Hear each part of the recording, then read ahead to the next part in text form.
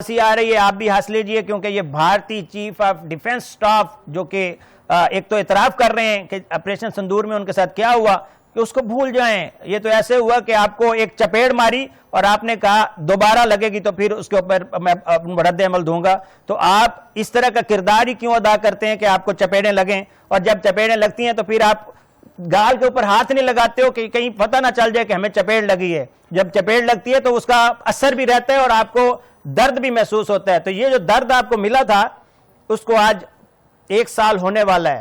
اس 1 سال میں آپ کے نہ وہ درد ختم ہوئے, نہ وہ گھاؤ ختم ہوئے, نہ وہ نشان ختم ہوئے, اور آج آپ کی زبان بھی ابھی تک لڑکھڑا رہی ہے. ٹیکنالوجی بڑھا رہے ہیں آپ, ٹیکنالوجی جتنی بڑھائیں گے ادھر آپ کے پاپا اس سے ڈبل ٹیکنالوجی لے کے بیٹھے ہوئے ہیں. آپ کے پاس نہ ہی ٹیکنالوجی ہے نہ ہی آپ کا دماغ ہے جو کہ سوچے کہ کس طرح مثبت پیش رفت کرنی ہے. ہم مثبت سوچتے ہیں, ہم امن کروانے والے ہیں, ہم اپنا دفاع جانتے ہیں. آپ نے دیکھا کس طرح ہم نے اپنا دفاع کیا اور اب مزید تیار ہیں کیونکہ ہمیں پتہ ہے کہ ہمارا دشمن بے وقوف بھی ہے, نااہل بھی ہے, اور ٹیکنالوجی ورڈ جس کو بولنا نہیں آ رہا وہ ادھر کا چیف آف ڈیفنس سٹاف ہے. آپ یہاں سے اندازہ لگا لیں.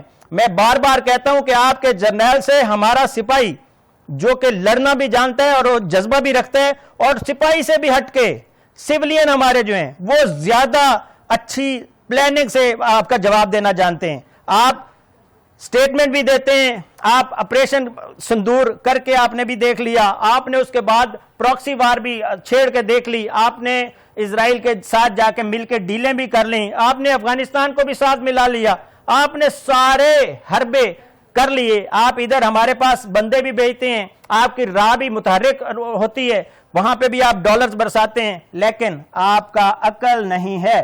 میں ہمیشہ کہتا ہوں کہ پائلٹ اور ابھی نندن میں جو فرق ہے وہ جانو. جب وہ جان جاؤ گے اس کے بعد جان سے جاؤ گے, پھر تم یہ سوچنے پر مجبور ہو جاؤ گے کہ پاکستان کا مقابلہ کرنے کے لیے ہمارا جو عقل ہے اس کا بھی فعال ہونا ضروری ہے. کیونکہ پاکستان جہاں پہ تمہاری سوچ ختم ہوتی ہے وہاں سے سوچنا شروع کرتا ہے, اور جب تم سوچ کے تھک جاتے ہو پاکستان اس کے کئی آگے سٹیپ لے چکا ہوتا ہے. اس لیے پاکستان سے پنگا دوبارہ نہیں لینے کا سوچو.